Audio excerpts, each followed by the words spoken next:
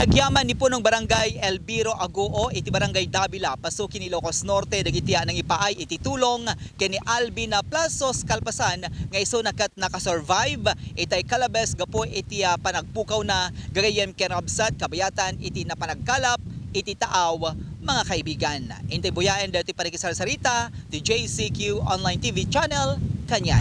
Kapitan, adan sa tinaawat ni Alvin nga tulong nga nagapo iti biyang ti opisina ni Governor Matthews. Oo, peso data sir, timawag da JPSWD kanyak ket kuyog di ubing mapanalain di tulong ni Gov provincial government ket napanggap nga rod ket ing kuan da iti 10,000 pa kwarta.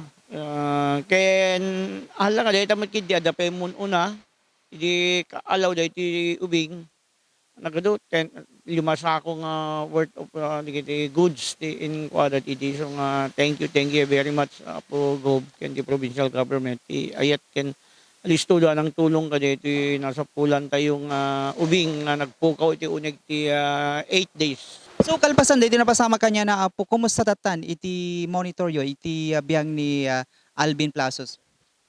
Addape lang po biya na sir mabuteng lumaot pa lang.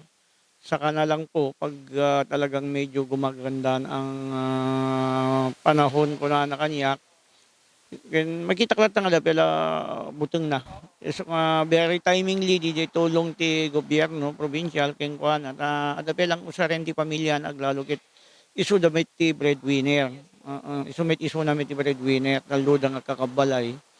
Kaya thank you very much kaya dito itulpulong ulitik manen na intit ti provincial kastamet ken ni Apo Mayor Robert Aguinaldo ken ti opisina piti MSWD iti iling kapasukin ken provincial isu da ti nagbinulig anang tulang ganito ken idi na pa nagti opisina ni Seth Sandro na danon tay digiti staff na diay ket di na magkomet no anya met no i-reporten edong pasama ka dito bingit naka-report na kap kunada kita your already met di agapon to kanya da di opisina ni Sir Sandro. Kalpasan na napasama kanya na dito apo ana ititignay yo akas punong barangay iti barangay Davila ada iti pamagbagate kanya na tay panang educate kuma iti mas safe nga panag palaot na ta iso na ket makunang ang breadwinner iti pamilya da.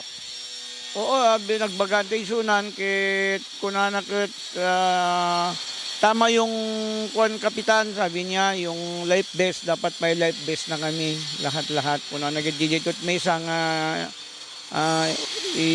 fully implemented strictly implemented ti pamay andayo although rinugyanan ni po nga maritime ken coast guard nga napan nang meeting kanyada ket nakabton ti mang final meeting kadigito kalugaran ti kalkalap halay ti nakapasama kan ni Alvin tapno mas safe digito kalugaran tayon nga mapan sumalog iti baybay. So ada iti addang yon apo nga amin-amin nga mangalap iti Davila ket mabagaan nga no pumalaot da ket agusar da iti life vest. Sir ngem ka digito tata alaket nganganin off season di ba nagkakalap baka by kadito October November barbarang maka-request kayo ti opisina ni congressman or ni Gov then ijeton nga ipuli implement pin may bunungan may amin dito kalugaran tayong kalkalap ti life vest.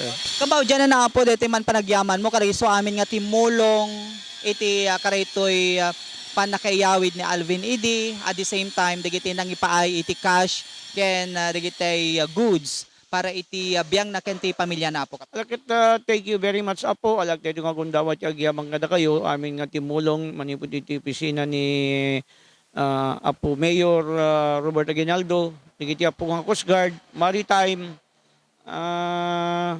ano pa iti Marines Philippine Navy PNP nang naruna ken digiti MDRRM City iliti nga pasukin ta isu dati napampay may isang ahensya nga simursurot nga panya tao nga nagpatinggaan da Camiguin Island.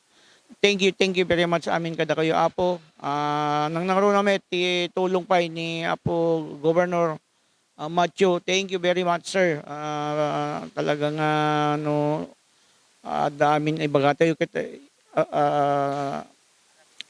Ramidyan da nga sigot dita ti pakakitaan nga digiti apo provincial government nga doon wani apo gobmacho ket nalibtag ken alisto da nga agaksyon iti no kasto nga problema sir.